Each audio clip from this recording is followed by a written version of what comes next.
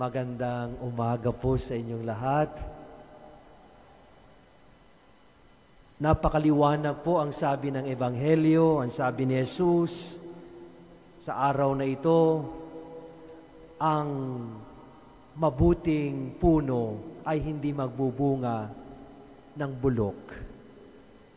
At ang bulok, hindi rin magbubunga ng mabuti.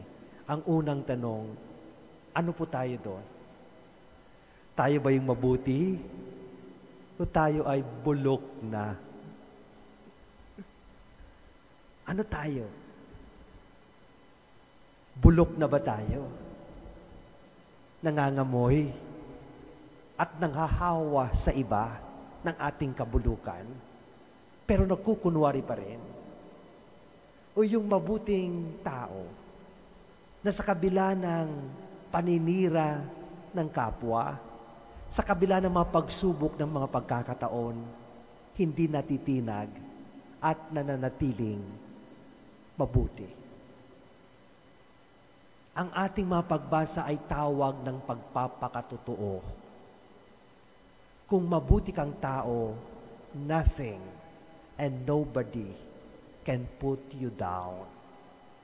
Kahit gaano kahirap ang pinagdadaanan mo, kahit gaano kadami ang mga naninira sa iyo, pag ang kalooban mo ay mabuti, sisingaw yung mabangong amoy sa iyo. Hindi natitinag, hindi na nahihirapan, it's truthful through and through. And ano ba yung mga kasangkapan para tayo ay hindi mabulok? The two saints that we have today provide us the characters of people preserved in the truth. Ano ba yung mga kasangkapan para hindi tayo mabulok? Unang-una, ang kwentong buhay ni Saint Cornelius is a pope who was very welcoming. Welcoming. Yung hindi masyadong mapili. There was a time in the life of the church, and the reason why he was martyred was because there was a question, yung mga nagkasala ba sa simbahan, yung mga tumalikod ba sa simbahan, tatanggapin ba natin? Ang sagot niya, oo. Basta magsisisi sila at may gagawin para ma-restore yung mga hindi magandang ginawa nila. And so he welcomed repentant sinners. And that was the reason why he was martyred. And I think one of the qualities of being a Catholic is to be welcoming at hindi discriminating. And that, I think, preserves us to be good. Nakakadismaya yung mga taong masyadong mapili.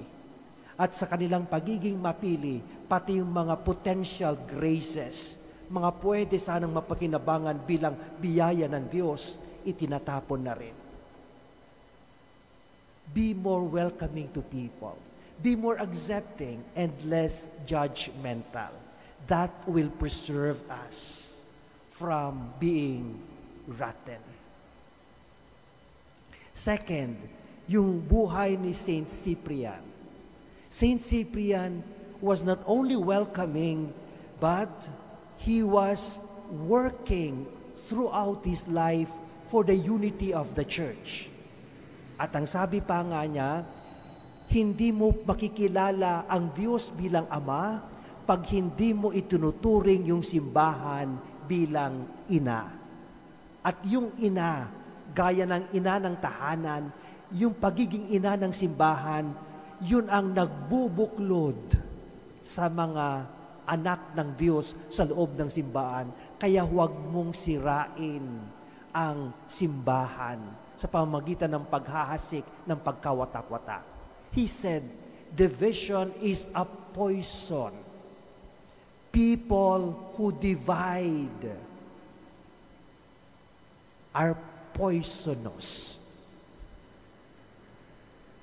Ang mga taong naghahasik ng pagkawatak-watak sa magandang samahan ng mag-asawa, sa magandang samahan ng pamilya, ang dahilan ng pagkawatak-watak sa loob ng trabaho ay poison.